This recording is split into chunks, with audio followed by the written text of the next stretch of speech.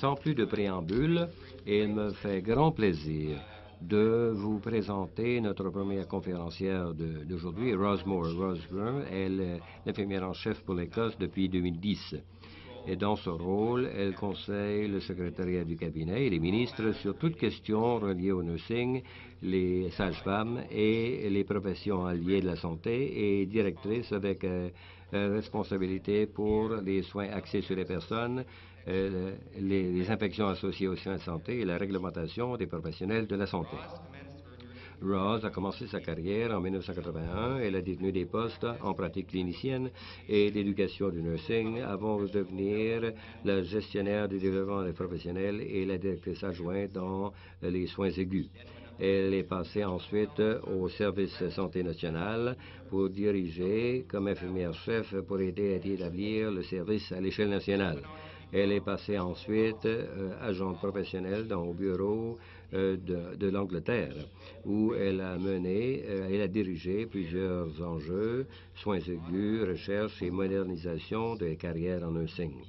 Juste avant d'accepter le poste de CNO, elle était la directrice du nursing au service de soins national et le rôle stratégique, elle a vu travailler étroitement avec le ministère de la Santé, les autorités de santé et régies de santé et les organismes professionnels en Angleterre pour donner du leadership en nursing, sage-femme et les enjeux des professionnels des soins de santé. Quelques moments pour vous dire que ceci, c'est sa première visite au Canada et au Nouveau-Brunswick, bien entendu. Et j'ai partagé ceci avec Rose, mais les Nouveau-Brunswickois sont des gens très chaleureux et lorsqu'on se connecte avec quelqu'un, on reste connecté pendant longtemps. Soyez pas surpris si dans l'avenir, quelqu'un frappe à votre porte et demande à rencontrer, à avoir vos biscuits, là, dont vous êtes la renommée.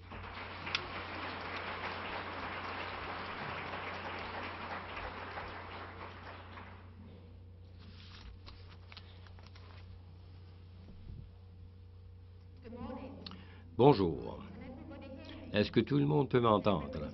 Est-ce que tout le monde peut me voir? Non. Je préfère marcher alentour. Est-ce que ça vous va ou est-ce que je veux que je reste au lutrin? Pouvez-vous me comprendre?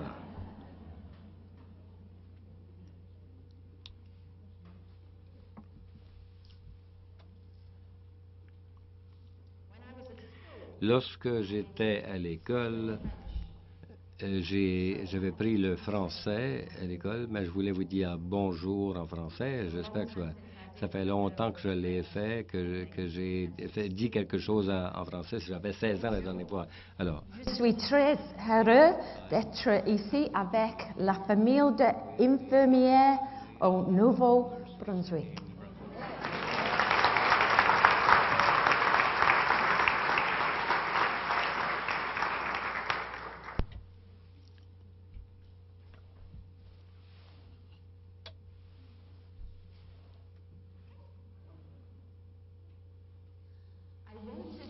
Je voulais simplement établir le contexte pour vous, à savoir où se situe l'Écosse dans le Royaume-Uni.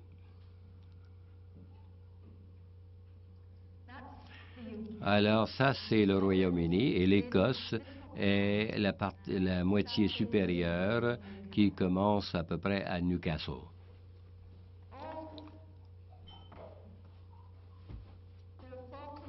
Il y a 4 pays qui composent le Royaume-Uni, l'Angleterre, l'Écosse, l'Irlande du Nord et le Pays de Galles. L'Écosse est le plus évolué de ces pays. Nous avons notre propre Parlement et la santé est également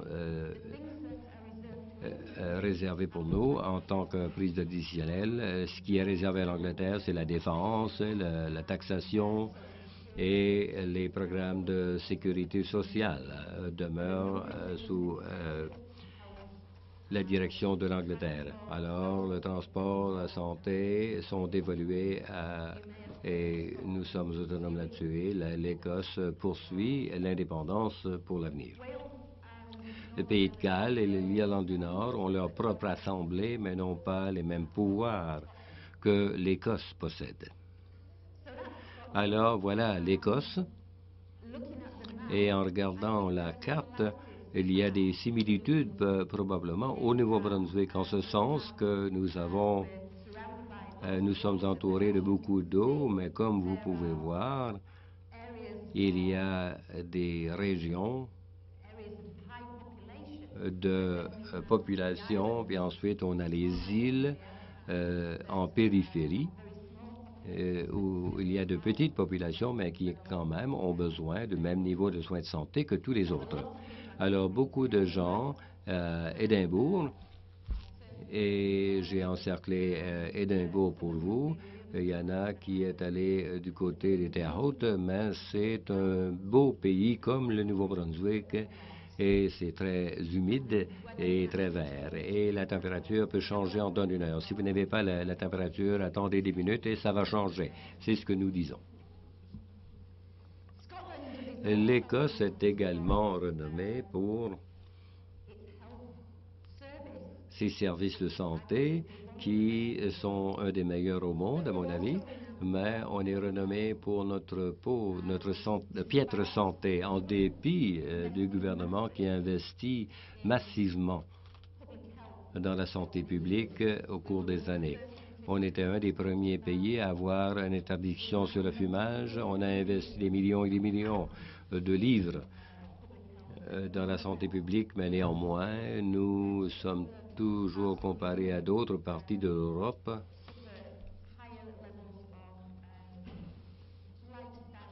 quant aux maladies reliées au style de vie.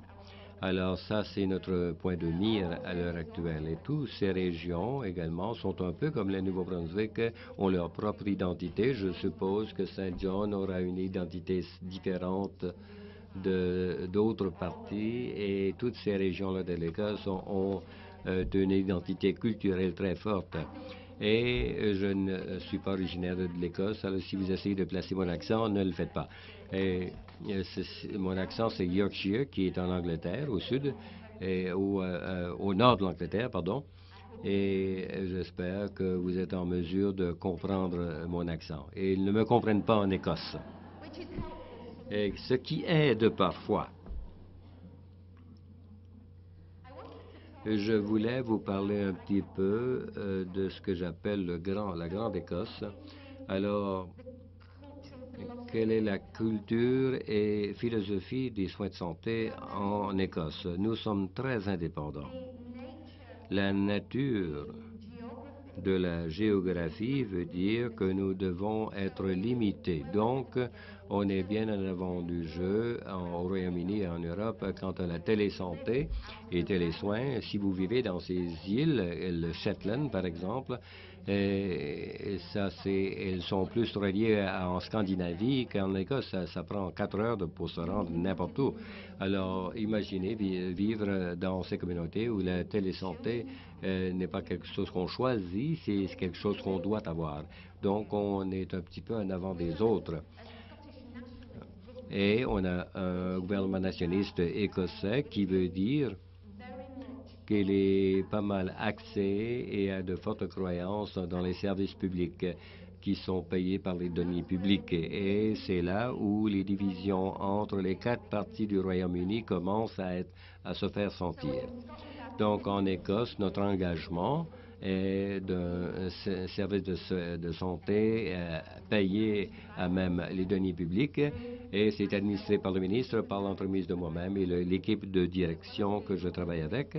Et c'est un peu toutes les choses que Virgil vous a mentionnées. Je suis également l'infirmière en chef pour tous les services de santé en Écosse. Alors, j'ai un rôle pratique et un rôle politique à jouer. En Angleterre, le gouvernement en Angleterre, qui est une coalition à l'heure actuelle entre les conservateurs et les libéraux démocrates,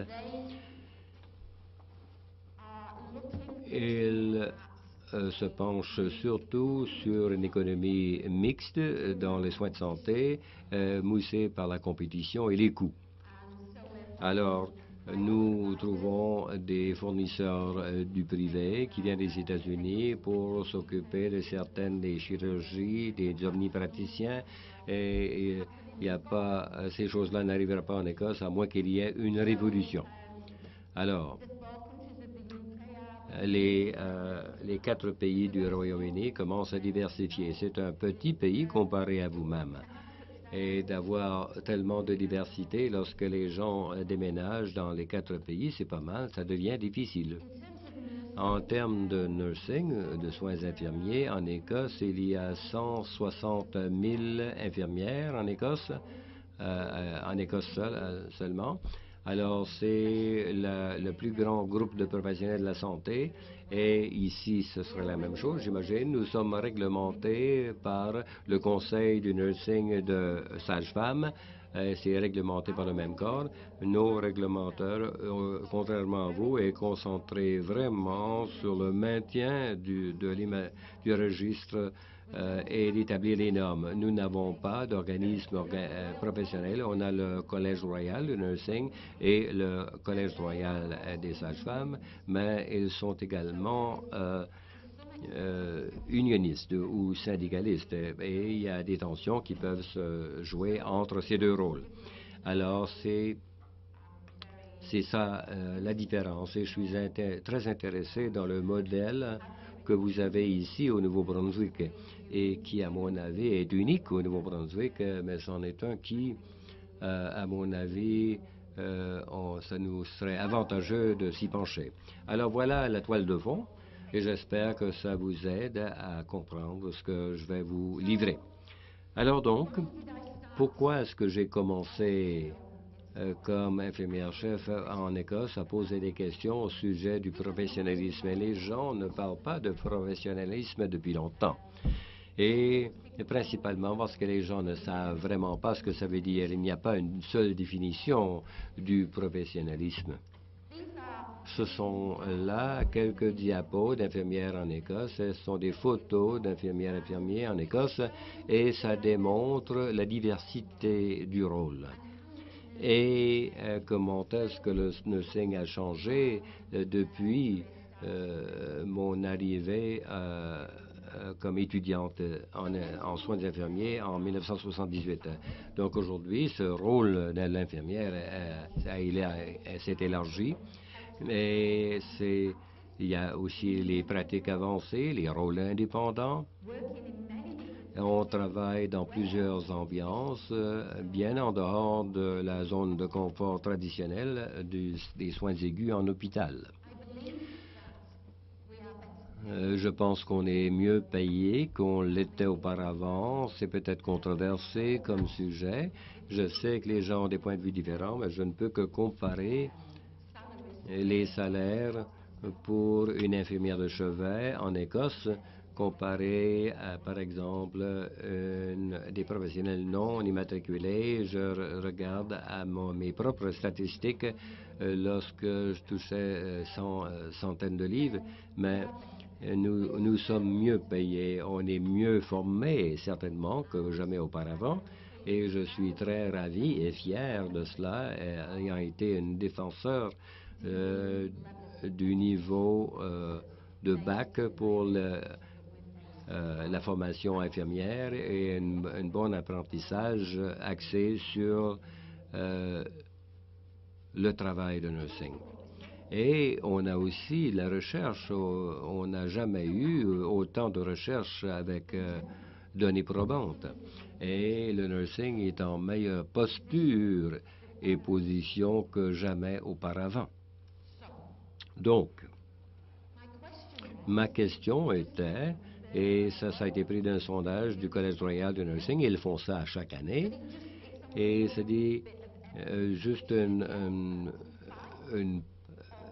basé sur une évidence ici, en dépit de toutes les améliorations, la recherche, la formation, l'éducation, le salaire, les conditions de travail, que le moral est quand même bas et continue à avoir une baisse. Et les statistiques à travers le Royaume-Uni suggèrent que c'est le cas.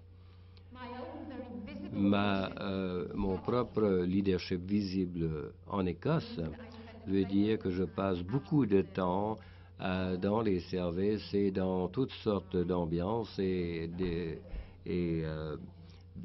d'établissements surveillant les services accordés aux patients. Et les infirmiers me parlent du moral très bas en dépit de toutes les bonnes choses. Ils parlent de se sentir surchargé, sous-valorisé. Le moral est bas. Je ne voudrais pas que ma fille entre dans le nursing. Et c'est le reflet le plus triste sur notre profession lorsqu'un membre dit « Je ne voudrais pas que ma propre fille embarque dans cette profession ». Alors, ma propre fille a laissé l'enseignement et est allée en nursing. Et ça, j'étais absolument fier. Et j'étais tellement fier qu'une de mes filles a décidé d'entrer la profession, cette fabuleuse profession. Les opportunités de carrière, combien de gens pourraient faire ce que j'ai fait et être ici, être privilégié devant vous, basé sur un programme de 3 ans et tout un éventail d'aptitudes. Nous savons aussi que les renvois augmentent de plus en plus au Conseil des sages-femmes et des infirmières. Et la tendance augmente toujours. Il y a un coût. Il y a bien entendu une plus grande conscientisation sur la pratique, alors on tient compte de cela et je tiens compte également qu'il y a des renvois inappropriés de fait. Parfois, les gens dans le service comprennent mal ou la gestion du rendement des infirmières et le rôle professionnel. Je prends tout ceci en ligne de compte, tout comme les infirmières chefs le font. Mais lorsqu'on regarde sur les statistiques, il est tout à fait clair qu'en dépit de toutes ces variances, il y avait une augmentation dans le nombre de renvois au cours des dernières 10 années. Les raisons pour ces renvois, c'est au sujet de mauvais comportements et manque de compétences.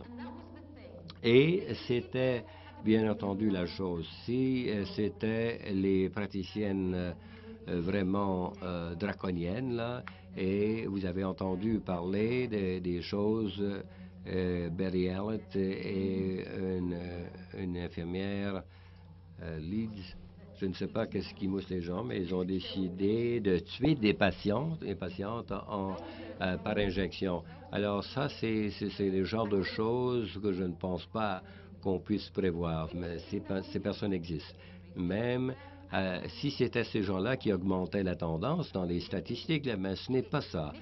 C'est le mauvais comportement et l'incompétence qui augmentent, et au cœur du mauvais comportement, c'est très souvent des dossiers très simples comme la courtoisie. Vous parliez de savoir-vivre plutôt, la courtoisie, la compassion, la communication, ces choses simples. Et aussi d'être des personnes qui sont qui voient toujours le mal. Alors, on a des rapports négatifs et je ne sais pas si vous avez eu des profils semblables. Et ce sont là certains facteurs seulement. Et il faut démontrer qu'il y a différents domaines. Le premier ensemble ici, lorsqu'on parle de décès par indifférence, et c'est des gens qui ont des difficultés d'apprentissage dans les hôpitaux. Au Royaume-Uni, on a une direction simple pour le nursing adulte qui est communauté et les soins aigus. Alors, une infirmière qui s'occupe des adultes, le champ de la pédiatrie, les premières 3 années, et on peut faire des diplômes et diplômes post-études. Et mon doctorat est sur une infirmière en santé mentale qui traite uniquement des personnes atteintes de maladies mentales, où on peut être une infirmière dans les difficultés d'apprentissage et concentre uniquement sur les difficultés d'apprentissage ou troubles d'apprentissage. et c'est là-dedans que vous œuvrez pour le reste de votre vie. Et parce que les gens vivent plus longtemps qu'auparavant, avec des difficultés d'apprentissage, on voit de plus en plus de gens qui ont des troubles d'apprentissage dans le secteur de soins aigus. Et ce rapport, le décès par indifférence, parlait justement de plusieurs décès qui sont survenus dans le secteur de soins aigus, pas par des infirmières en troubles d'apprentissage, mais des infirmières générales qui, pour quelque raison que ce soit, n'ont pas fourni le soin que la personne avait besoin. Un des gars dans ce rapport, le gars dans la photo du milieu, est mort de faim. Alors, les troubles d'apprentissage. Alors, le rapport du centre et l'autre qui parle 74 décès, et on continue de compter. Alors, c'était à cause de mauvais soins dans des secteurs de soins aigus. Alors, c'était en 2012 et le suivi du rapport décès par indifférence. Alors, c'est indicatif du nombre de rapports que nous recevons continuellement au sujet de soins prodigués aux autres. Alors, moi, je suis plus âgé. Alors, qu'est-ce que veut dire plus âgé? Alors, nous avons ce constat. À quel point devenons-nous plus âgés? Alors, on a ces gens qui sont à 84 ans et qui font sortir les plus âgés pour dîner. Alors, c'est un concept qui est difficile à comprendre. Mais il y a les gens qui sont fonctionnellement et physiquement, et émotivement et intellectuellement entravés et donc sont dépendants sur quelqu'un d'autre. Ça ne m'inclut pas à l'heure actuelle, quoique les troubles intellectuels ou physiques, comme on en parlait hier soir, avec Darlene, on parlait de notre vue et tout cela et d'autres sens qui commencent à fléchir. Mais je suis quand même en mesure de travailler pour moi-même. Alors, le soin des gens plus âgés, c'est quotidien, des problèmes quotidiens. Et ça nous amène à des choses comme les soins, communication, et j'en passe.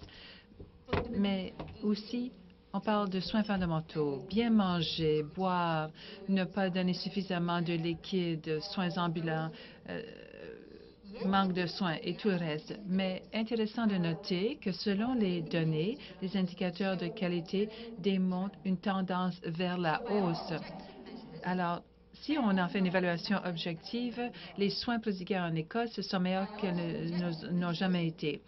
Mais par toutes les évaluations subjectives, les soins ne pas aussi bons que le suggéreraient les évaluations objectives. Alors, et en Écosse, je veux m'assurer que les indicateurs d'objectivité sont équilibrés en fonction des indicateurs subjectifs. Car nous savons que si quelque chose ne fonctionne pas dans le système, les premières personnes à vous en parler, ce sont les patients et ensuite le personnel. Et ensuite, on remarque ça dans les données. Le troisième rapport est un rapport sur l'hôpital Mid Staffordshire, qui est au milieu d'Angleterre. Ce n'était pas en Écosse et surtout pas en Irlande du Nord ni au pays de Galles. Cependant, ça a été un point tournant, un rapport important pour les soins infirmiers au Royaume-Uni. Et on a d'abord enquêté les taux de mortalité dans un hôpital qui était plus élevé que n'importe où au Royaume-Uni. Alors, pourquoi cet hôpital-là avait ce problème? On nous a répondu, et vous pouvez deviner, c'était les chiffres, c'était les façons d'évaluer. Il y a quelque chose qui ne va pas avec la façon de compter. On a passé un an avec cette réponse. Ensuite, il y a eu 3 enquêtes publiques parce que les patients eux-mêmes n'ont pas seulement parlé des décès, mais des décès qui étaient occasionnés par un manque d'attention, manque de communication, toutes les réponses normales. Et le rapport final à Mid Staffordshire est paru il y a quelques mois. C'est le rapport Francis. Et je vous conseillerais de vérifier le site Web et de lire le rapport Francis. Le dernier rapport s'est penché sur la gouvernance et le professionnalisme. On y a parlé de la division entre l'instance de réglementation, l'association professionnelle et aussi le fait que l'organisation était syndicat et aussi un échec de leadership. Un écart, c'est-à-dire entre ceux en haut de l'hiérarchie, en parlant des indicateurs corporatifs et les indicateurs là où on soignait les patients qui faisaient rapport d'une expérience différente. Les infirmières dirigeantes à qui ils écoutaient chez Medstaff. Eh bien, je crains qu'ils relevaient les responsabilités corporatives. Alors, voici 3 exemples parmi d'autres. Il y a eu des rapports négatifs sans arrêt et dans les hôpitaux anglais, je ne crois pas. Écoutez, nous n'avons toujours pas quelque chose aussi perturbateur en Écosse que le rapport Medstaff.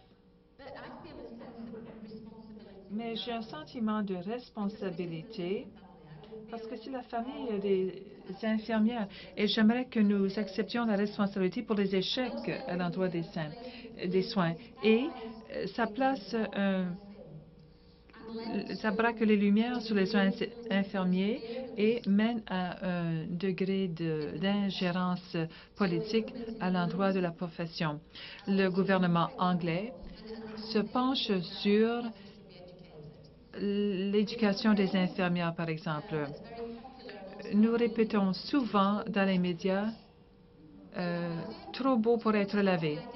On dit en anglais too posh to wash. C'est-à-dire que les étudiantes aujourd'hui, en raison de leur formation, de leur éducation, ne veulent pas ou ne sont pas capables de composer avec les éléments quotidiens de soins au jour le jour et qu'ils n'ont pas ce sentiment de vocation. Et je mets au défi la vérité de cette déclaration. Je n'ai toujours pas rencontré d'étudiante en tant qu'infirmière-chef qui n'a pas les mêmes énergies, les mêmes ambitions et les mêmes valeurs qui m'ont amené à faire carrière et que leur éducation leur prépare à faire preuve de soin et de compassion et encore beaucoup plus que nous avions appris à l'époque. Mais il y a quelque chose dans le contexte de la culture dans lequel on leur demande de travailler qui soit amoindri ces attitudes où il n'y a pas il y a une assonance entre ce qu'elles font et le travail qu'elles doivent faire. Alors, le gouvernement anglais commence à s'intéresser vivement à l'éducation des infirmières. Beaucoup d'entre eux ont eu des mamans qui étaient infirmières 30 ou 40 ans passés et qui voulaient retourner en arrière au programme d'apprentis et mettent au défi de l'instance de réglementation, le modèle d'autoréglementation et contestent la possibilité de s'autoréglementer à l'avenir. Heureusement que je suis responsable de l'autoréglementation en Écosse et que nous en avons la responsabilité. Je n'ai pas l'intention de changer quoi que ce soit. Mais vous savez, quand ça se répand, c'est comme un contagion. Et les responsables des soins infirmiers du Royaume-Uni ont voulu savoir ce qui s'est passé, pourquoi certaines personnes choisissent de faire la mauvaise chose. Personne ici croit que c'est la bonne chose, que c'est la mauvaise chose de faire preuve de courtoisie envers une collègue, un médecin, ses collègues, ses patients. Toutes les infirmières savent que c'est la bonne chose à faire que de se laver les mains. Cependant, j'ai vu des chiffres à votre télévision ce matin. J'oublie la région, alors c'est peut-être Halifax, 52% de conformité. C'est 98% en Écosse. 98% des infirmières se plient à l'exigence. J'oublie le taux de réussite chez nous. Vous savez, c'est extraordinaire chez nous, c'est toujours un problème, mais nous l'avons réduit. Nous avons plus d'infections. Notre dossier de sécurité en Écosse est extraordinaire et je m'inquiète de ces 2 d'infirmières qui choisissent de ne pas bien agir. Pourquoi choisissent-elles de ne pas bien agir? Je ne crois pas que c'est qu'elles ne le savent pas. Je pense qu'elles doivent être éduquées davantage, mais je pense que l'explication est beaucoup plus compliquée que ça. Et voici mon hypothèse. Ce n'est pas axé sur la preuve, ce n'est qu'une hypothèse pure et simple. C'est ce qui m'a amené à penser au professionnalisme. Voici l'évolution des modèles de soins de santé et les paradigmes de la qualité des soins de santé. Alors, voici les images indiquant les aires, pour ne pas avoir à vous donner des années. Mais au début, il y a le paradigme de la confiance. Et c'est fondé sur le modèle, sur le travail de Julian Legrand. Et Julian Legrand offre 4 façons par lesquelles vous pouvez rehausser l'amélioration de la qualité. J'ai adapté ce cadre-là au professionnalisme parce que je pense qu'il y a au cœur de ça un élément de vérité. Quand j'étais infirmière, le paradigme de la confiance était très élevé. Autrement dit, il n'y avait aucune évaluation externe de la qualité. On s'attendait à ce que l'infirmière, aux premières lignes, nous avions des religieuses. On utilise ces expressions en Angleterre, sister et charge nurse. Et à l'époque, je me sentais mal pour les hommes. Pourquoi, en tout cas? Bon, le paradigme de la confiance existait tel quel. C'était à l'infirmière, relevait de l'infirmière chef et du personnel et des médecins aussi de déterminer la qualité des soins. Personne ne remettait ça en cause. On n'évaluait rien, on supposait qu'on se lavait les mains à cette époque-là. Mais vous savez, j'en sais rien parce qu'on n'a jamais évalué. Et le paradigme de la confiance a réussi. Je ne sais pas pour vous, mais moi, par exemple, j'ai appris qu'une infection acquise à l'hôpital était comme une réponse inévitable à la maladie. Pas quelque chose pour lequel j'avais une responsabilité, mais l'infection arrivait. C'est ce que j'ai appris. On l'acceptait. Oh, ils ont une infection. Personne ne disait d'où venait, demandait d'où venait l'infection. Ça s'est produit. Ah, tout d'un coup, il y a une chirurgie. Ensuite, il y a une infection. On essayait d'empêcher ça. Ah, ils sont tombés. Malheureux, mais on n'a rien évalué. Alors, ici, au milieu, là, il y a l'époque du milieu où il y a eu un virage. Et en Angleterre, ils ont adopté un modèle de gestion. Cependant, le paradigme de confiance demeurait très important. Chez les professionnels, il y avait une surveillance et un contrôle. Il y avait plus de normes pour normaliser les soins. Toujours pas d'évaluation, pas du tout d'évaluation, mais des normes avaient été adoptées pour réduire la variabilité de notre travail. Donc, nous avons commencé à nous éloigner de ce modèle basé sur la confiance. Et c'était à nous de déterminer la qualité des soins. Les normes étaient en place et on nous faisait confiance de respecter ces normes. Alors, arrivent les années 90 et depuis, la qualité des soins demeurait un problème. Et même en essayant de réduire la variabilité par l'adoption des normes, nous sommes arrivés à la décennie des années 90 et nous avions des problèmes. Et vous savez, si quelque chose ne fonctionne pas, le reste se dégrade aussi. Alors, que peut-on faire? Eh bien, le grand vous apprend qu'il y a deux choses qu'on peut ajouter à part la confiance. Si la confiance n'existe pas, il faut établir des cibles. C'est ce que nous avons fait. Et ensuite, on augmente la voix du consommateur. Alors, depuis les 10 ou 15 dernières années au Royaume-Uni, on a mis l'accent sur les cibles et pour atteindre ces cibles, on a des soins basés non seulement sur les normes mais sur les protocoles et on exerce beaucoup de pression depuis les médias et depuis les patients et depuis le public qui font avancer la qualité des soins. Donc, les patients n'acceptent plus le fait d'avoir une infection. Peu importe, il est inacceptable d'avoir un mauvais omnipraticien, une mauvaise consultation. Ce n'est plus acceptable. Donc, ce n'est pas que je suis contre la bonne utilisation de cibles et de voix.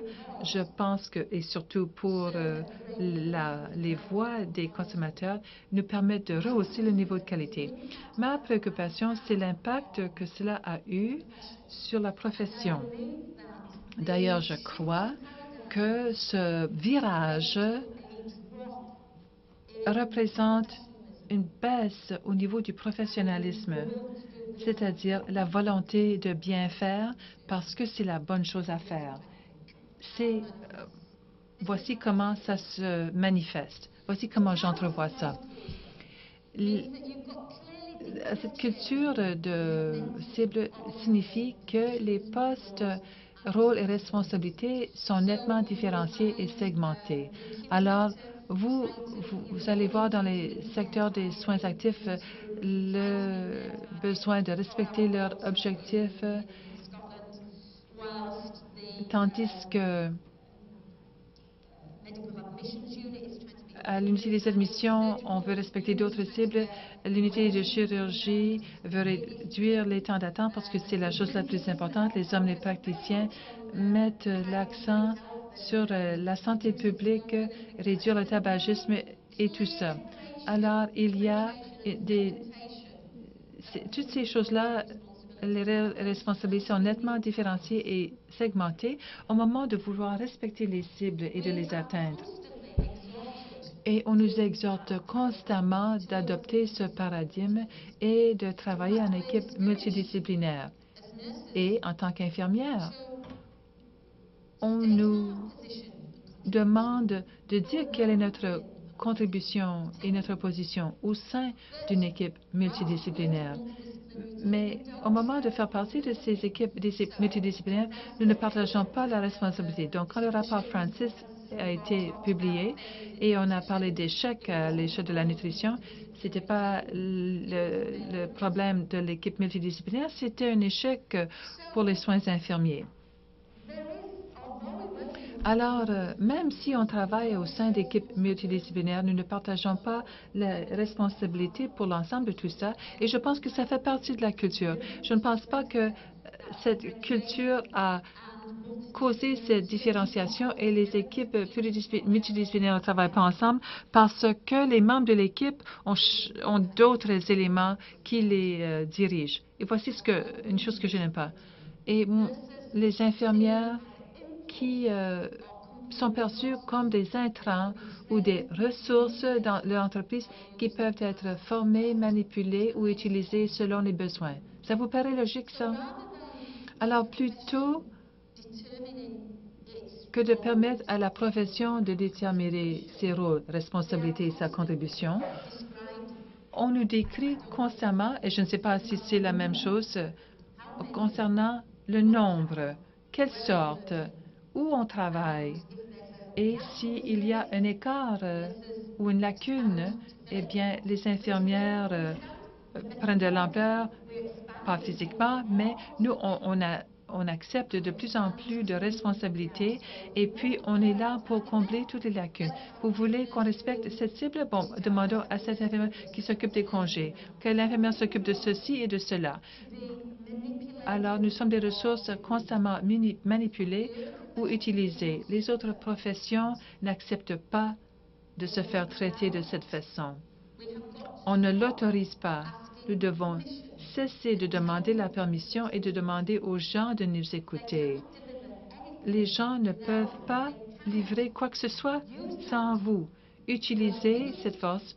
Vous êtes la profession la plus importante et la plus puissante. Assumez votre rôle et cessez de vous excuser et de me poser des questions. Merci.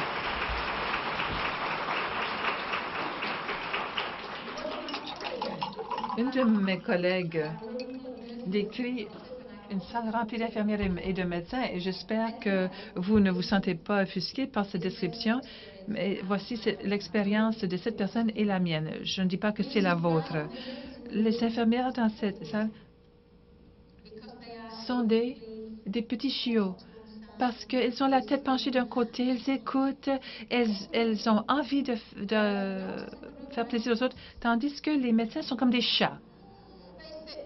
Et s'assoient, attendent et ensuite sautent.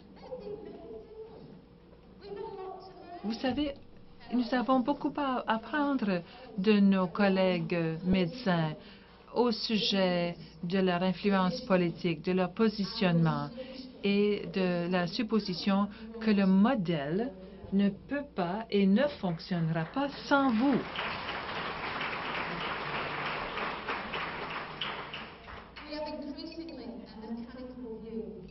De plus en plus, nous avons une vue mécanique des soins en fonction de tâches ou d'ensemble de compétences. Lorsque je pratiquais bien des années passées, le modèle était axé sur les tâches et nous avons passé les années 70 à quel point c'était mauvais. Mais mon expérience, c'est le cas encore aujourd'hui. Tout est axé sur les tâches et de plus en plus, ça devient de plus en plus orienté sur les tâches et que les soins sont segmentés. La prodiguation des soins est segmentée comme ça n'a jamais été le cas. Donc, nous avons une série de compétences. N'importe qui peut faire. Pourquoi a-t-on besoin d'une infirmière? Parce qu'il y a une série de compétences.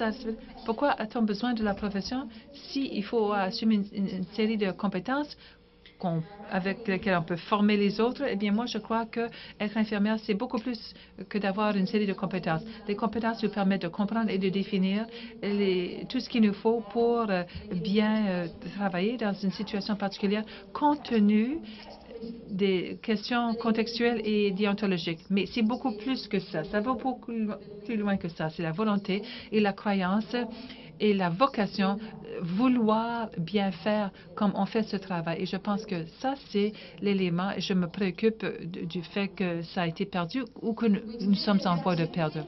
Nous avons passé de la médecine au nursing. J'étais dans un hôpital dernièrement et j'ai vu la pauvre infirmière et qui a distribué les médicaments pendant 6 heures. Parce que, bien sûr, il y a des interveneuses. Toutes les infirmières qui s'occupent de tout faire, 6 heures. Et à la fin de sa distribution des médicaments, après avoir vérifié les interveneuses, elle a passé 6 heures à faire ce travail-là. Je ne dis pas que ce n'est pas la mauvaise chose pour distribuer les médicaments, mais on a fait ça pour les bonnes raisons, pour assurer une continuité de soins, mais c'est devenu une tâche. Ça ne fait pas partie de la prestation des soins que j'ai à vous donner. C'est devenu une tâche. Et bien sûr, nous donnons nos responsabilités de soins fondamentales aux aidants et ces aidants à qui on ne donne pas toute l'éducation et perfectionnement que nous avons obtenu, mais on les critique pour faire le travail. Et je pense que le personnel aidant se trouve dans une situation particulièrement difficile et que je couvre le personnel aidant. Il y a un programme en Écosse où ils ont leur propre code de conduite, éducation, programme de conduite et tout ça. Et j'espère que les choses sont meilleures, mais je pense que ce personnel se trouve dans une situation très difficile. Il y a une tension constante entre les soins cliniques et les priorités organisationnelles, en raison du fait qu'il n'y a que des cibles à respecter. Il y a une autonomie professionnelle qui a été perdu. Alors, on ne veut pas que le particulier aille à l'hôpital. Les cibles, les choses qui sous-tendent les besoins, qu'il faut les envoyer, parce que qu'est-ce qu'on peut faire d'autre? Et une fois à l'arrivée à l'hôpital, il y a un autre ensemble de cibles qui disent, bon, ils doivent être sortis de l'hôpital à 16 heures, à une certaine date, et donc il faut les placer dans un lit. Alors, toutes les décisions sont bousillées. La microgestion, procédure et comportement du haut vers le bas, assorti de processus de contrôle bureaucratique du haut vers le bas et rapport vers le haut. Les infirmières de l'Écosse me répètent constamment le problème du fardeau de données. Et c'est axé sur une culture basée sur les cibles et le fait que nous évaluons la propriété des mains. Je suis en faveur de toutes ces choses, mais il faut placer ça dans son contexte. Ma crainte, c'est que cette micro-gestion m'amènera aux gens à faire certaines choses parce qu'il va y avoir une vérification plus tard, plutôt que de penser que c'est la bonne façon de pratiquer sa profession. Alors, les 88% des infirmières qui lavent bien leurs mains, parce qu'on regarde l'opportunité et aussi le processus, lavent leurs mains parce qu'elles le veulent et savent que c'est la bonne chose à faire, ou bien elles craignent que quelqu'un les surveille, surtout les patients de nos jours. Et vous savez, j'aimerais penser que ce n'était pas ce qui sous-tendait la pratique, mais je m'inquiète. Vous savez, les statistiques de l'Institut national de santé, toutes ces bonnes choses-là sont dirigées pas par les leaders, pas par les gens comme vous et les novateurs, mais les gens qui font le travail d'abord, qui comptent le nombre de chiffres, qui ramassent ces choses-là, font ce travail-là, parce qu'elles vont être en difficulté si elles ne font pas ce travail, plutôt que de penser elles veulent faire ce travail-là, parce que professionnellement, c'est le travail que nous faisons. Je ne sais pas si vous êtes d'accord avec ces propos. Et vous savez, il y a beaucoup de rhétorique à l'endroit des valeurs, mais l'approche à l'égard du personnel demeure essentiellement celle de la carotte ou du bâton. Et finalement, il y a, et je le regrette personnellement, il y a une perte, comme un antiprofessionnalisme. C'est peut-être différent pour vous, mais vous savez, il n'y a pas de droit de passage pour les infirmières aujourd'hui. Alors, vous vous souviendrez, je sais pas, vous savez, il y a tellement de jeunes ici, mais celles d'entre vous qui avaient mon âge, vous vous souvenez des droits de passage. Je ne sais pas ce que c'était chez vous, mais pour moi, je recevais mon épinglette, je recevais un macaron de mon instance de réglementation, j'avais un macaron de l'hôpital, je recevais ma ceinture et la boucle. Vous vous souvenez de ça? Porter un uniforme et qu'on fête mon arrivée à titre de professionnel. Ces choses-là n'arrivent plus. Je suis contre le port de l'uniforme. Je pense que les uniformes sont trop utilisés et ce n'est pas bien, je n'y crois pas. Mais par exemple, je vois nos collègues dans les services policiers ou chez les ambulanciers. Lorsqu'il y a une cérémonie quelconque, les policiers ils ont un vêtement cérémonial. J'ai accompagné les soldats de la réserve et on a participé à toutes sortes d'activités. Mais on a compris, en fin de soirée, comment c'est dans la cérémonie militaire où on ne porte pas certaines choses, qu'il plutôt porter ces médailles, un certain vêtement. Et d'où vient la fierté? Et je pense que c'est sous-estimé. Et je regrette aujourd'hui, après avoir été mal renseigné quant aux uniformes et tout ce qui était associé. On devrait être particulier, tout ça. Percez-vous le nez. Je ne vais pas parler de ce que j'ai percé, en tout cas. Mais si vous avez une approche individualisée, il faut être individualisé et reconnaître la diversité au sein de votre personnel. Cependant, parfois, il y a des temps et des lieux, et j'en suis arrivée à la conclusion, et les étudiantes en Écosse regrettent la perte de ces cérémonies. Alors, je suis allée à une remise de diplôme il y a quelques semaines. Et j'ai vu les infirmières qui traversaient la scène. Elles avaient leur casque et ensuite, beaucoup d'entre elles avaient de gros seins, de longues bottes et de souliers à talons. Comment ça s'est traduit en français? Le mot anglais bouffe, sein. On a dit sein. Je me souviens pas, on n'a pas couvert les parties du corps quand j'étais à l'école et que j'apprenais le français. Mais vrai, elle pouvait à peine marcher en traversant la scène pour recevoir le diplôme.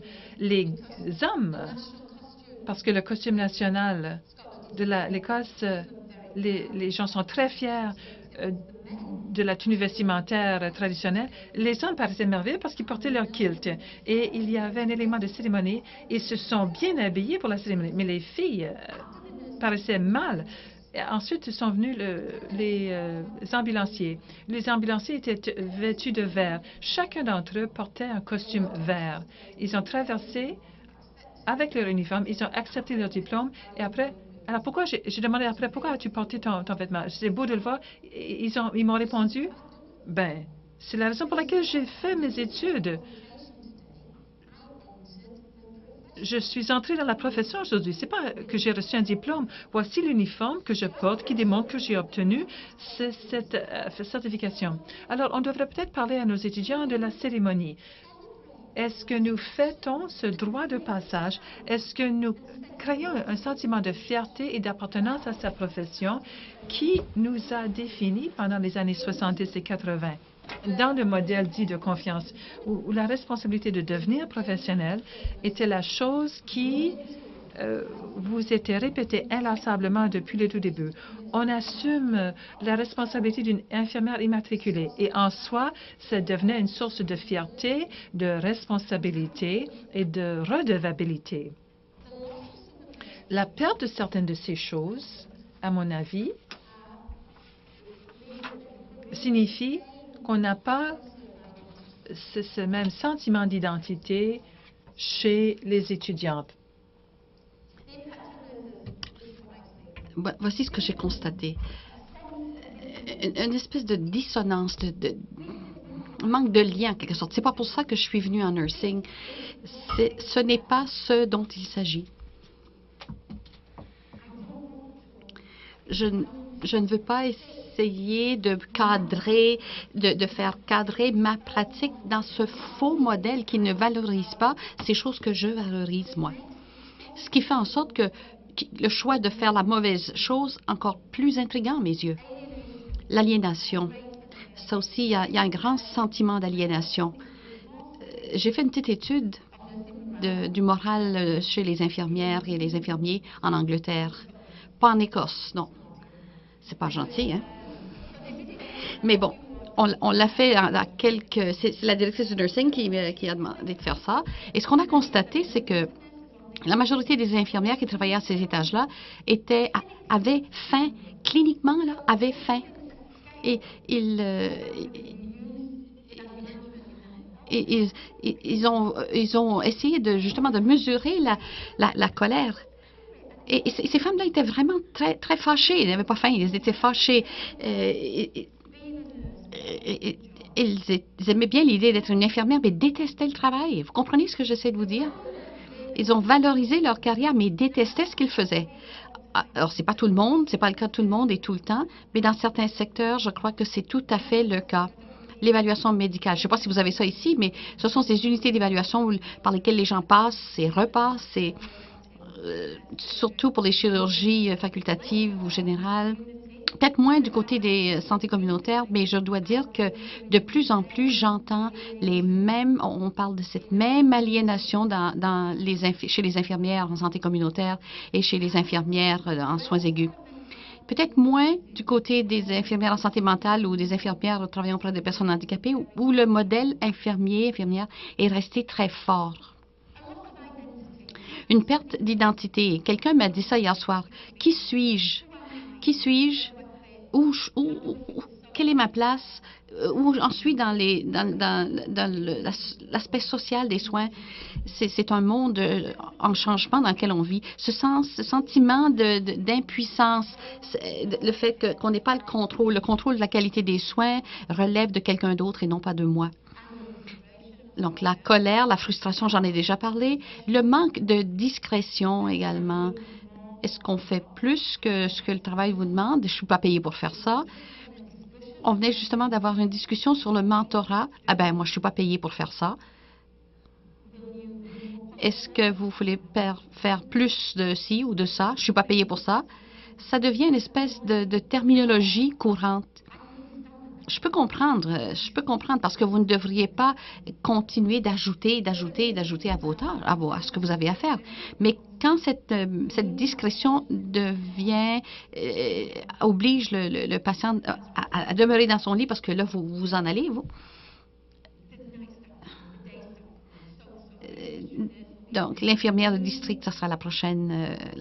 On laisse ça, la responsabilité à cette personne-là, à l'autre qui viendra après nous.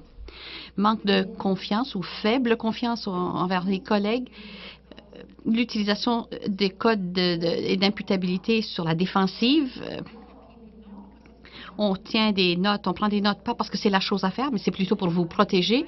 Et je sais qu'on va parler de l'égalité, je suis tout à fait favorable, mais lorsque les codes de conduite sont utilisés pour défendre les choses de qualité que vous faites, si c'est une question de se défendre et d'imputabilité, pour éviter que quelqu'un vienne vous poignarder dans le dos, c'est très dérangeant. Les fausses plaintes, est-ce que vous faites quelque chose parce que quelqu'un vous surveille? Et puis, il y a une chose qui se produit peut-être dans les choix que font les personnes. Si vous vous sentez mal à l'aise dans le système, j'essaie de vous donner un exemple de subversivité. Si vous allez à l'hôtel, par exemple, et que vous allez au McDonald's et bon, vous s'attend à ce que vous travaillez d'une certaine façon et le personnel doit dire « Ah, bonjour ». Bon, moi, je suis de l'avis que ceux à qui on impose de dire bonjour et avec un beau sourire, ça marche pas. C'est très artificiel. Donc, ils deviennent subversifs. C'est la nature humaine. Vous le ferez aussi parfois dans votre travail. Est-ce que la réponse, c'est est-ce qu'on va prendre un petit peu de recul? C'est ma journée, c'est celle de Lucille. Donc, lorsque on revient à l'époque où les infirmières étaient des infirmières, les médecins étaient des médecins et puis les patients connaissaient leur place. Hein? La solution, c'est de retourner en arrière? Non, parce que ce modèle de confiance ne marche plus. Ce modèle de fiducie, en quelque sorte, ne fonctionne plus.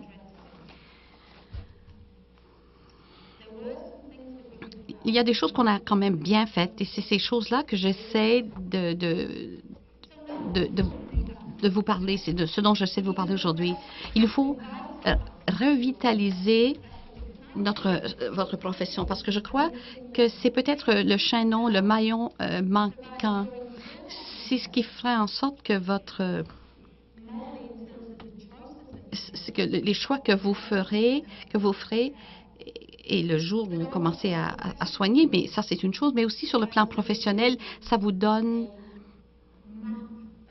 une espèce de carte qui vous indique où aller et ce à quoi on veut ressembler et non pas ce que les autres pensent que nous devrions faire ou comment nous devrions être. Donc, il faut revitaliser notre vue du professionnalisme. Pourquoi? Eh bien, c'est l'écart, justement, entre la demande et l'offre, ou l'offre et la demande. On ne sera pas en mesure de répondre aux besoins des soins de santé. Et c'est la même chose partout. Il y a un mois et demi, j'étais en Irlande et c'est la même chose un peu partout en Europe. Et il y a les Grecs et les Espagnols qui sont dans une situation extrêmement pénible. C'est pas si mal que ça au Royaume-Uni, mais comme le ministre le disait hier, on ne peut plus continuer de faire des choses comme on les a toujours faites. C'est les demandes qui changent, la demande qui change, la santé, l'inflation, les gens vivent plus vieux, plus longtemps, mais il y a aussi des gens qui vivent une vie avec une maladie. Il y a ces maladies qu'on appelle les maladies liées au mode de vie. Et 70% des maladies dont souffrent la plupart des gens on aurait pu les prévenir. C'est les cancers, par exemple, on peut les prévenir.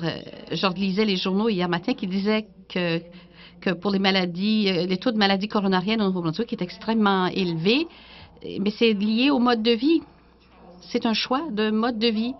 Donc, il faut absolument tenir compte de ça. Il y a la technologie aussi. Là aussi, ça change les règles du jeu. La technologie a changé le monde. Vous pouvez vous imaginer maintenant un monde sans technologie, sans ces médias sociaux, les www, c'est incroyable. C'est là, la technologie est là et on ne peut pas l'ignorer. On ne peut pas retourner à l'époque où les gens n'avaient pas d'ordinateur parce que maintenant, tout est fait par ordinateur. Vous créez même des liens par ordinateur. Vous vous plaignez par ordinateur. Vous créez des groupes par ordinateur. Vous communiquez par ordinateur. Vous savez, on ne nous enseignera plus comment faire une procédure comme on le faisait auparavant. C'est tellement démodé. Aujourd'hui, on dit, bon, avant, on disait, vous faites ceci, vous faites ça, puis non, ça ne marche plus comme ça, ça ne marche plus comme ça. Lorsque les patients en savent plus que vous au sujet de leur état de santé, lorsque la recherche probante, une recherche peut durer 8 ans, les choses changent et les patients demandent des soins personnalisés, des soins qui les touchent eux et non pas des soins qui sont faits selon un module et en fonction de quoi on dicte les soins. La technologie a profondément changé les règles du jeu. Il y a plusieurs infirmières dont j'entends parler qui disent « Ah, ben, si seulement on n'avait pas à faire ceci ou pas à faire ça, ben, l'Internet est là. Utilisez-le. Soyez à l'avant-garde. Soyez des pionnières. Soyez des pionnières. » Et puis, il y a la voix encore plus forte des patients et du public dans le régime des soins de santé. Ça aussi, c'est un élément important. Il y a des communautés de patients maintenant qui font des recherches sur Internet et qui utilisent les médias sociaux pour créer des forfaits de soins en quelque sorte. En Écosse, nous avons créé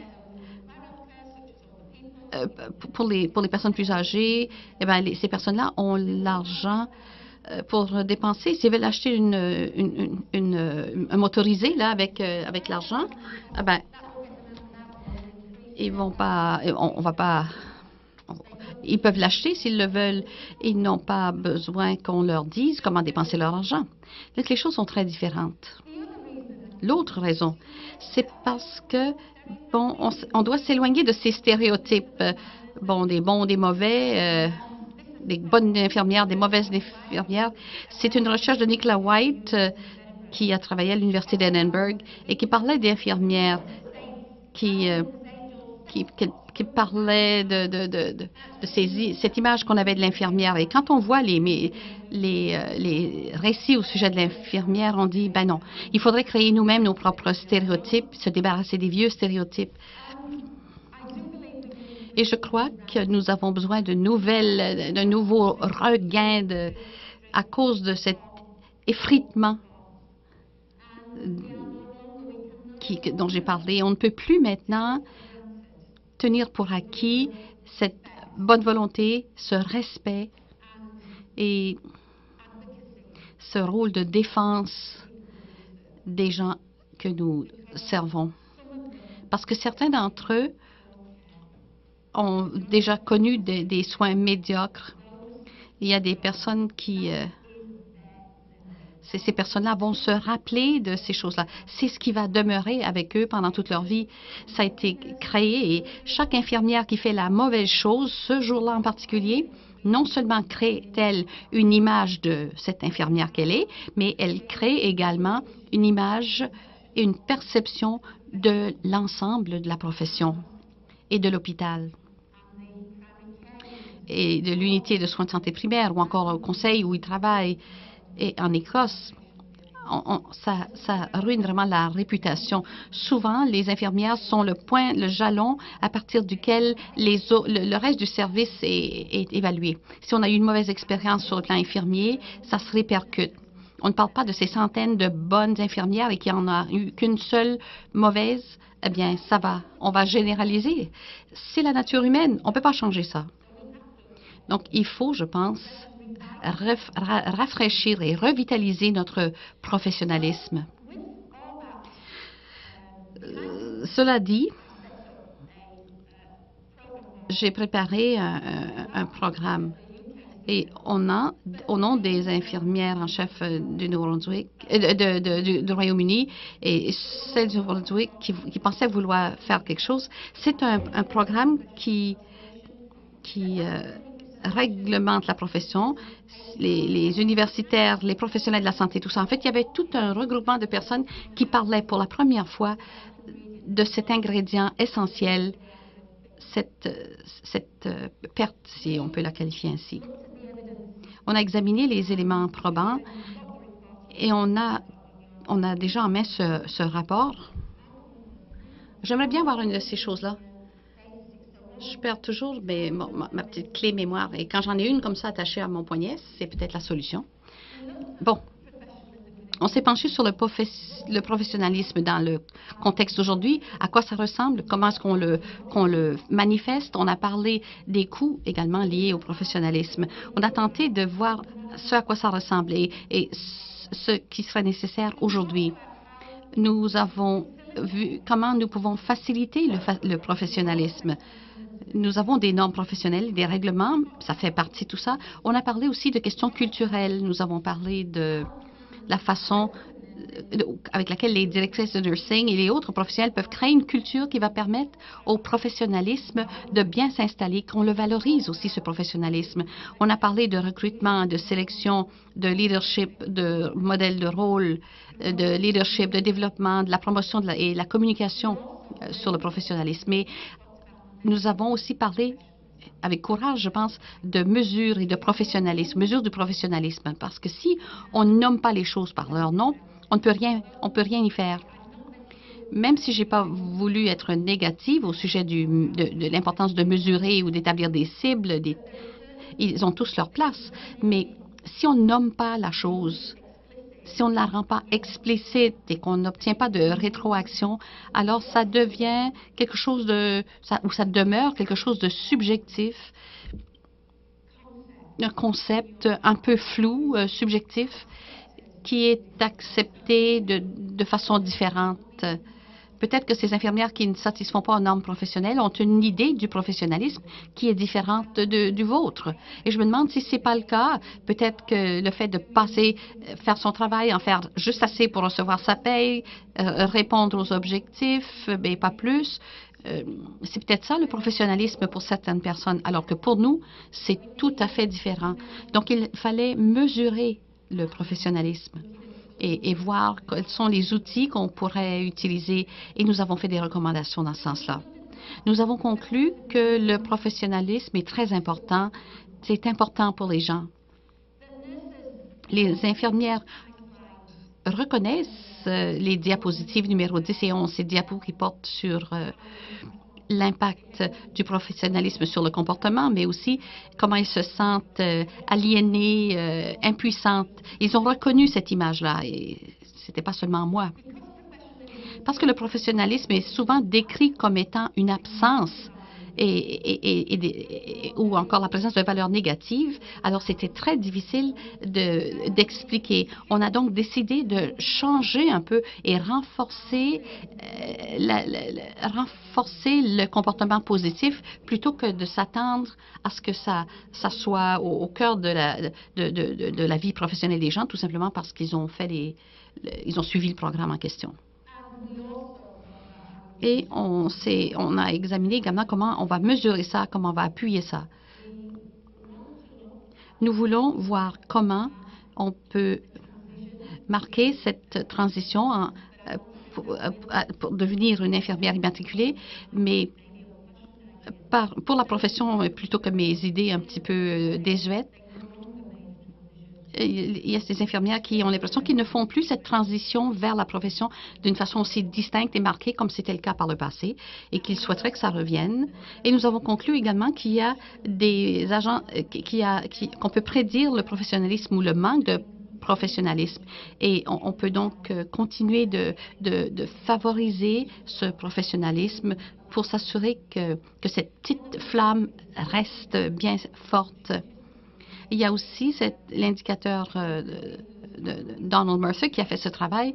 Eh bien, selon lui, et c'est la recherche qui l'a prouvé, qu'on peut prendre ce manque de conscientisation, on peut déceler ce manque de conscientisation chez les étudiants très, très tôt. Ceux qui ne remettent jamais leurs travaux à temps, bon, c'est un petit peu un manque de conscience. Et puis ça continue. Ils continuent d'en être ainsi, même une fois qu'ils reçoivent leur immatriculation. Il y a ce manque de conscientisation. Donc, si on peut comprendre pourquoi la personne n'est pas aussi consciencieuse dans ses débuts de carrière, alors peut-être qu'on pourra alimenter cette flamme de professionnalisme un peu plus. Mais si c'est un problème, si problème c'est le bon mot, le problème c'est pas lié à nos nouveaux diplômés. C'est pas le cas. Je pense qu'on doit faire tout en notre possible pour leur donner ce sentiment de fierté et de passion et d'animer cette flamme. Et je ne crois pas que ce soit là le problème. Le problème, je crois, se trouve dans ces pratiques quotidiennes, dans ces opinions par rapport à ce qu'est le professionnalisme. Et voici ce que nous avons pensé, ce qu'on a pensé faire. Il me reste quoi? 10 minutes? J'en reviens pas, je suis vraiment à l'heure. Donc, nous avons décidé bon, voilà, c'est les recommandations. Et ces recommandations, ça, c'est pour l'ensemble du Royaume-Uni. Et on les a diffusées de différentes façons par les directions de nursing. En Angleterre, par exemple, on parle surtout en fonction de compétition pour amener des améliorations des normes et c'est des façons qui sont toujours fondées sur les coûts. Mais c'est très différent en Écosse puisque là, on a quand même affaire à une situation économique assez difficile. L'inflation étant ce qu'elle est. Et les maladies aussi, c'est ça qui nous amène à vouloir nous améliorer. On est tous convaincus de ces méthodes d'amélioration et que vous soyez d'accord, qu'on soit d'accord ou non, ça nous a quand même donné un vocabulaire commun. Nous avons plusieurs collaborations que nous utilisons partout dans le régime de soins de santé pour amener les améliorations, pour réduire les variances et pour augmenter le sentiment d'appartenance des travailleurs de première ligne sur la question de la qualité du travail. Il faut commencer par la base. Ça, c'était notre réaction et c'est différent ailleurs, mais ça n'en dit long sur la culture de l'Écosse. Nous avons travaillé là-dessus, développé des tests et publié une vision du professionnalisme. Nous avons sondé près de 10 000 personnes en Écosse. C'est pas beaucoup, parce qu'on est quand même 160 000, mais quand même. D'avoir 10 000 personnes qui répondent à un sondage du gouvernement, c'est quand même excellent. Et nous avons commencé par des valeurs sur lesquelles on s'entend tous. Et nous sommes sur le point maintenant de cartographier ces valeurs-là pour en faire des indicateurs de professionnalisme. Nous avons parlé de professionnalisme et l'obligation pour les organismes d'appuyer le professionnalisme et la pratique professionnelle dans ce qu'on appelle une structure de gouvernance. Il y a la gouvernance clinique, la gouvernance financière, ces choses que les organisations doivent faire pour maintenir leur statut légal. Nous, on a aussi une gouvernance des effectifs. Tous les conseils LHS et d'Écosse ont une série de normes auxquelles ils doivent satisfaire, c'est-à-dire sur la façon de traiter leur personnel et sur la formation auquel le personnel a accès. Ils sont tenus responsables également de ces choses-là. Par conséquent, nous avons inclus le professionnalisme dans la politique de gouvernance des effectifs du personnel. Il y a aussi la question de pratique de collaboration, mais sécuritaire. C'est un collectif qui est axé sur le patient. On a récemment commencé par le niveau des soins aigus, puis mais ça va s'étendre ensuite au reste. Et il y a aussi les mécanismes de soutien. Comment est-ce qu'on peut ajouter à ça le temps pour faire la surveillance, établir l'importance pour les gens d'avoir le soutien nécessaire et reconnaître que le nursing, comme tous les professionnels de soins de santé, mais surtout les soins infirmiers, à cause du fait que ça soit fait 24 heures sur 24, le fait d'être professionnel, c'est coûteux. Alors, comment est-ce qu'on peut appuyer les gens? Définir la culture de professionnalisme pour vraiment assurer l'épanouissement. Je pourrais partager avec vous le modèle, mais je n'ai pas le temps. La surveillance fiable, placer le professionnalisme dans la démarche domotique. Il y a des indicateurs du professionnalisme et nous élaborons un outil 360 qui fait partie, en quelque sorte, du pédiatre de tout le monde. Il y a aussi les évaluations de fin d'année, les évaluations, mais vous serez également évalué en Écosse par un groupe de 360. On évaluera votre professionnalisme et la mesure dans laquelle vous l'avez manifesté par ces indicateurs. C'est un exercice très, très ambitieux, mais je crois que c'est la seule façon avec laquelle on peut ancrer ces choses-là. Et puis, une fois que c'est bien ancré, on peut ensuite élaborer, évoluer. On s'est penché aussi sur la question de recrutement dans toutes les universités. Il ne s'agit pas seulement d'accepter les gens par une demande sur papier. Il faut les rencontrer. Il faut voir dans quelle mesure elles peuvent montrer leur capacité, leur professionnalisme. C'est important de comprendre la différence entre un renvoi pour des raisons professionnelles ou pour des raisons d'opération, développement. Il faut aussi renforcer la responsabilité personnelle de l'apprentissage, l'imputabilité personnelle aussi par le biais d'un programme national. Plusieurs personnes en Angleterre et au Royaume-Uni ne font pas la différence entre les RCN. Et ce conseil ne voit pas la différence non plus entre les codes de conduite et les politiques organisationnelles. Malheureusement, on est en train de mettre en place un programme national qui va expliquer aux gens ce que c'est. Il y a aussi les compétences et les révisions de tout ça ça sera publié très bientôt. Les indicateurs sont aussi bien ancrés dans cette culture. On a demandé aussi que des recherches soient faites quant à l'aspect cérémonial et rituel. Qu'est-ce que ça a à faire avec la culture et la fierté qu'on a d'embarquer dans cette profession. Et par la suite, nous allons mesurer l'impact. Voilà où on en est. Je voulais terminer par nos petits-enfants. Où est-ce qu'ils sont, les grands-mamans? Ah, il y en a qui sont... Ben, ça, c'est ma petite-fille, Jennifer. Où est-ce qu'elle est, Jennifer? Bon, je ne sais pas.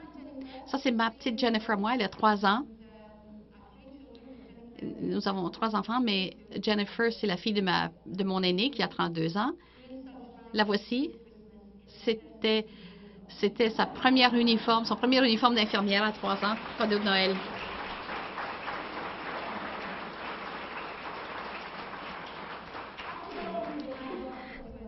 Ma fille a dit, « Ah, maman, tu ne vas pas faire ça. » Mais vous voyez qu'elle est très heureuse. Et la raison pour laquelle j'ai fait ça,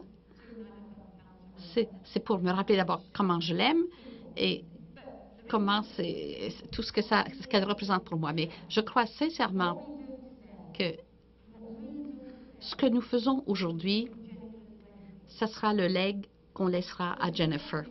Donc, si elle devient infirmière, ce qu'on fait aujourd'hui, c'est ça qui va déterminer sa profession, ce que sera sa profession. On ne peut pas simplement se dire, « Oh, bon, on va laisser les choses se faire comme se peut. » Mais en tout cas, au moins, on a ouvert le débat, on a rendu les choses plus explicites, tout le monde en parle. Et là, je fais des des interventions très ponctuelles, très nouvelles plutôt, pour s'assurer qu'on ne se contente pas d'en parler, mais qu'on va le réaliser. Merci. Thank you very much.